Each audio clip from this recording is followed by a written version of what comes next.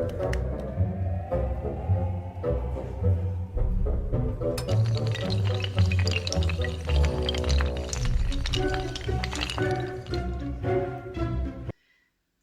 queridos, sejam bem-vindos. Gente, hoje, continuação da semana passada, falei para vocês que a gente ia falar da teoria do Seu Malthus, né? Seu Malthus que inspirou o Thanos aí, mesmo sem ser falado isso, mas na verdade a ideia ali tá no Malthus, tá, gente? Apesar do Thanos, né, fazer tudo aquilo, a realidade, a ideia mesmo vem ali filosoficamente do Malthus, tá? Bom, vamos ver primeiro, vocês vão ver que a gente não tem tantas teorias, tá? Vou mostrar para vocês as principais delas. A primeira, lógico, a gente vai começar pelo Malthus, é a primeira teoria que tenta explicar a população ou que tenta falar sobre a população, tá, gente? O Malthus, quando ele vai escrever os seus primeiros ensaios, isso vai estar acontecendo, gente, quando a Inglaterra está passando por pleno período de Revolução Industrial, tá? Essa Revolução Industrial, vamos lembrar que ela foi muito intensa, cadetinha? Ela foi muito intensa, muito transformadora, blá blá blá. E a gente vai ter, pós-Revolução Industrial, um enorme crescimento populacional, principalmente nas cidades europeias. Então, Londres, por exemplo, aumenta demais a sua população, a Paris a mesma coisa. Então, esse crescimento populacional começa a chamar a atenção do Malthus.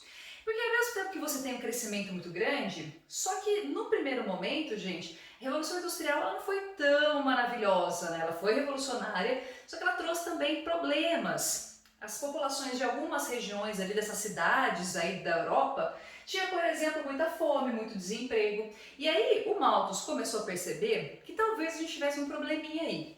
Ele vai apontar que a população humana, no ritmo que estava indo, né, com a Revolução Industrial, então algumas melhorias de condições de vida, as pessoas começam a ganhar mais, daí você começa a ter muito mais filhos. Ele vai dizer que essa população humana, ela crescia em PG. Vamos ver se vocês são bons aí em matemática. Eu sou péssima. PG, gente, vai ser a mesma coisa que progressão geográfica, ou geométrica, já ia dando rata, né? Geométrica. Então, se a gente fosse fazer um gráficozinho, olha, a gente ia ver que a população ia aumentando nesse sentido exponencial aqui. Então, o crescimento populacional seria gigantesco. Porém, ele aponta que a produção de alimentos não crescia no mesmo ritmo, que na verdade a produção de alimentos era produzida em PA, ou seja, progressão aritmética. Então, seria uma espécie de reta. Isso significaria, gente, que ia ter um certo momento em que a produção de alimentos não ia acompanhar a crescimento das pessoas, o crescimento populacional. Ou seja, a partir de um certo período, muito provavelmente a gente ia começar a ter fome no mundo inteiro, porque não ia ter alimentos para todo esse pessoal. Então essa é a teoria básica do Malthus. Tem algumas coisas extras, mas resumindo bem é isso. O Malthus ele vai dizer que para a gente ter então um controle, para que você não tenha essa fome, esses problemas que surgiriam posteriormente, teríamos então que ter principalmente um controle populacional.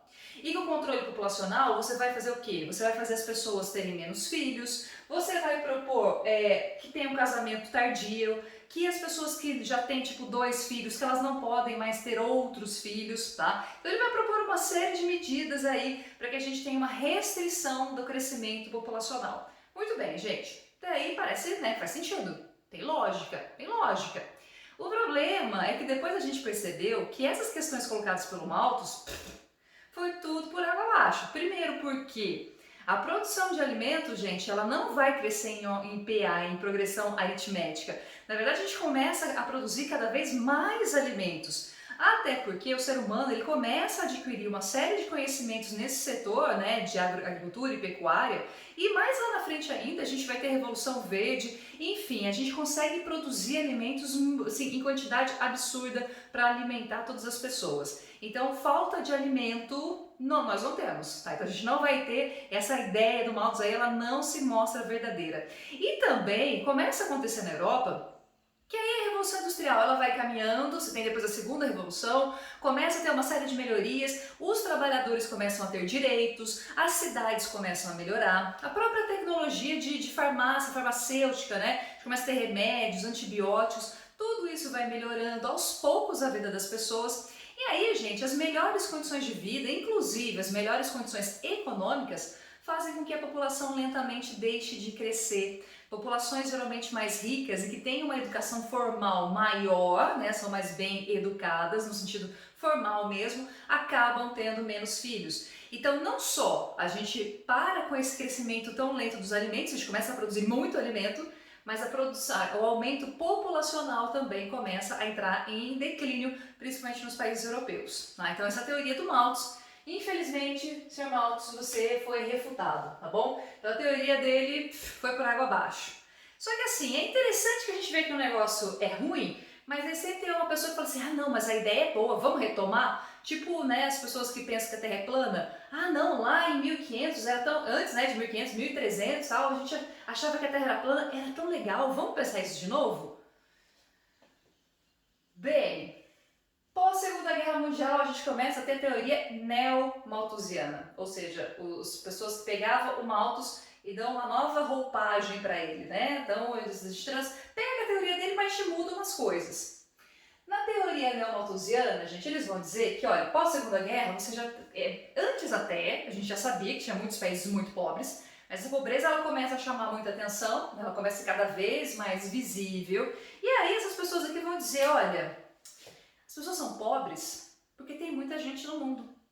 Pode perceber que todos os países que são muito pobres, né, que a gente chama de terceiro mundo, subdesenvolvidos, são países que têm muita gente. Então, qual é a solução? A gente botar um controle populacional. Porque se você controlar o número de pessoas, automaticamente você acaba com a pobreza no mundo. Olha só, o que eles vão fazer é trocar alimentos aqui, gente, por pobreza. Eles vão associar esse crescimento populacional ao surgimento da pobreza. Então, quanto mais gente, mais empobrecido era o país. Só lembrando que se eu pegasse o próprio Estados Unidos, né, que tem uma população, por exemplo, maior do que a brasileira e é desenvolvido, por aí já dava para ver que a teoria já não dava muito certo. Talvez se comparar com países europeus até vai, mas os países europeus são pequenos, né, gente? Já os países outros aí são muito maiores, enfim. Esse número, você só associar número de pessoas com pobreza por si só, dizer que a pobreza é causada pelo número de pessoas, é absurdo. Bom, o que eles vão propor? Eles vão propor quase a mesma coisa que o Malthus aqui, gente, mas num nível assim pesado, tá? Porque aqui eles querem controle rígido da população nos países pobres. Então você vai fazer laqueadura, para quem não sabe, laqueadura ali é para não deixar as mulheres mais terem filhos, então você obriga as mulheres a não ter mais filhos, a vasectomia, DIU, pílulas anticoncepcionais, enfim, um controle de natalidade muito rígido por parte dos países que são pobres. Mais uma vez, até escrevi aqui ó, para ficar bem bonitinho. Gente, não é o crescimento populacional que causa a pobreza. Na realidade é o contrário, é a pobreza, a falta de educação formal, a falta de saúde pública, a falta de conscientização e saúde para a mulher, é tudo isso que causa o crescimento populacional. Populações mais vulneráveis, carentes, pobres, sem educação, sem saúde, tem uma tendência a ter muito mais filhos, as mulheres terem muito mais filhos, mesmo que eles nem sobrevivam, às vezes não chega à fase adulta, mas elas vão ter muito mais pessoas ali, mas porque a pobreza acaba gerando esse problema, tá? Então, na verdade, o crescimento populacional é uma consequência e não uma causa da pobreza. Queridos, toma banho, hein? Que ideia de jirico. Aí vem a teoria reformista. A teoria da reformista ela faz mais sentido, ainda que ela propõe uma coisa que seja meio óbvia, tá? Ela tem muito aqui, gente, um viés muito marxista, tá? Que ela foi pensada, estruturada nesse sentido, embasada nas teorias marxistas. E ela vai dizer que para você enfrentar esse crescimento populacional, primeiro você tem que enfrentar a pobreza e a desigualdade. Então as medidas que você tem que tomar para que não tenha um crescimento da população é isso. É você melhorar a qualidade de vida das pessoas, permitir maior mobilidade social, diminuir a desigualdade entre as pessoas, que é meio óbvio, entendeu? Tipo, tu tá falando uma coisa que todo mundo já sabe? Que é meio visível, né? Para você diminuir o crescimento populacional, você melhora a qualidade de vida das pessoas. É simples, tá, gente? Então não tem muito nem erros, nem acertos, enfim, é uma teoria que praticamente explica o que a gente já sabe que é verdade.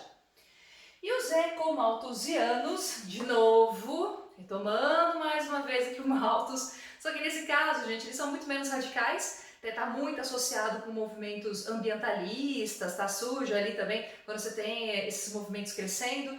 E aqui o que eles vão dizer, que se você tem muitas pessoas, você vai ter uma pressão muito forte nos recursos naturais.